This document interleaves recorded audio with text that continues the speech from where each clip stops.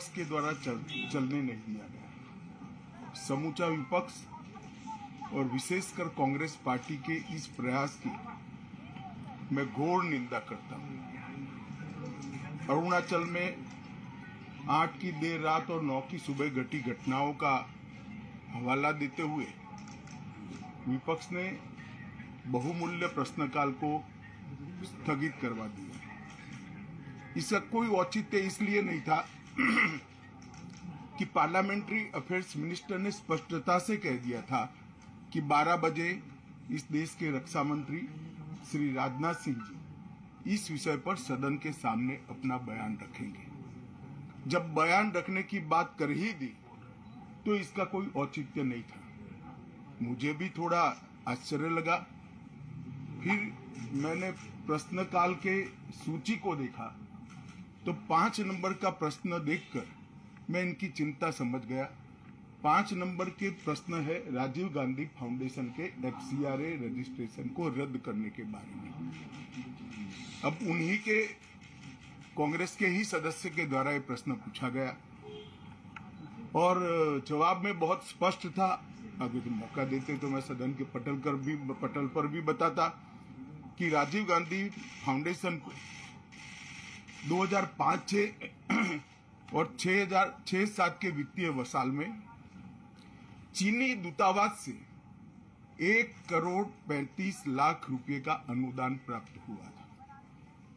चूंकि FCRA के कानून और उसकी मर्यादाओं के अनुरूप नहीं था तो नोटिस देकर पूर्णतया कानूनी प्रक्रिया का अनुपालना करते हुए गृह मंत्रालय ने इसका रजिस्ट्रेशन रद्द किया था। फाउंडेशन ने अपना रजिस्ट्रेशन सामाजिक कार्यों के लिए करवाया है और ये जो राशि चीनी दूतावास से मिली इसका उपयोग भारत चीन संबंधों के विकास पर शोध करने के लिए ये पैसा दिया गया। अब मैं कांग्रेस पार्टी को पूछना चाहता हूं कि इन्होंने शोध तो जरूर किया होगा। क्या उनकी शोध में 1962 में जो हजारों हेक्टेयर भूमि भारत की चीन ने हड़प ली वो शामिल था क्या? और शोध इस पर किया तो रिपोर्ट क्या आई है? नेहरू जी के प्रेम के कारण सुरक्षा परिषद में भारत की स्थायी सदस्यता बलि चढ़ गई। इस विषय को उन्होंने शोध का विषय बनाया था क्या? और अगर बनाया था तो इसका नतीजा क्या हुआ? जिस वक्त गलवान के अंदर हमारे सेना के वीर जवान चीनियों से भिड़ रहे थे उस वक्त चीनी दूतावास के अधिकारियों को कौन रात्रि भोज दे रहा था? वो उनकी शोध का विषय था क्या?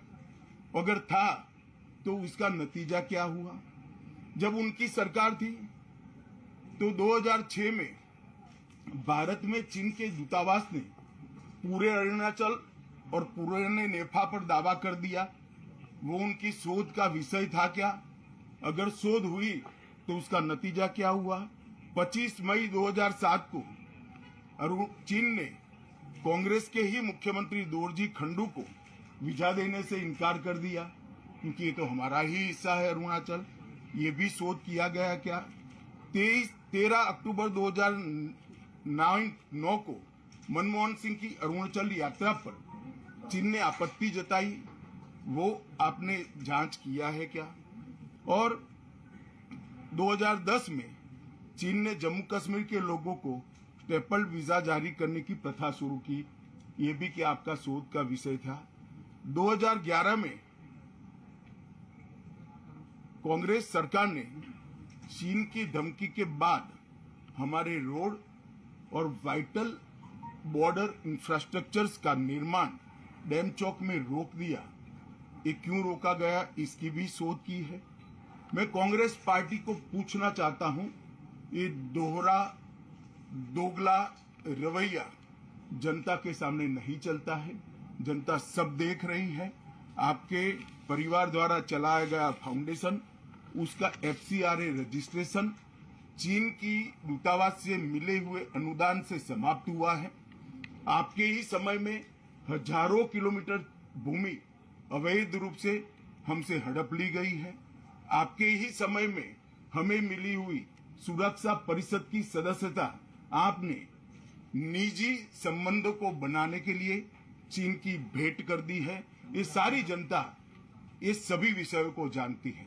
मैं इतना स्पष्ट कहना चाहता हूं कि भारतीय जनता पार्टी की सरकार है, नरेंद्र मोदी इसके प्रधानमंत्री है, और जब तक भारतीय जनता पार्टी की मोदी सरकार चल रही है, 1 इंच जमीन पर भी कोई कब्जा नहीं कर सकता। कल अपने सेना के जवानों ने जो 8 की देर रात को और 9 की सुबह को जो वीरता दिखाई है, मैं इसकी बुरी बुरी प्रशंसा करता हूं। इन्होंने घुसे हुए सभी लोगों को कुछ ही घंटों में वापस खदेड़ दिया और हमारी भूमि का रक्षण किया है। हाँ, राजीव गांधी फाउंडेशन के FCRA लाइसेंस रद्द होने का एक दूसरा भी कारण था। इस्लामिक रिसर्च फाउंडेशन की, जिसका प्रणेता जाकिर नायक है, जाकिर नायक को पूरा देश जानता है, उनसे भी 7 जुलाई 2011 को 50 लाख रुपया राजीव गांधी फाउंडेशन ने प्राप्त किया था। मैं पूछना चाहता हूं, राजीव गांधी फाउंडेशन के कर्ता धर्ता जो कांग्रेस की फैमिली पार्टी है उसी के सदस्य हैं, तो आपको ये पैसा जाकिर नाइक ने किस मकसद के लिए दिया था, इसकी भी स्पष्टता देश की जनता के सामने होनी चाहिए। धन्यवाद।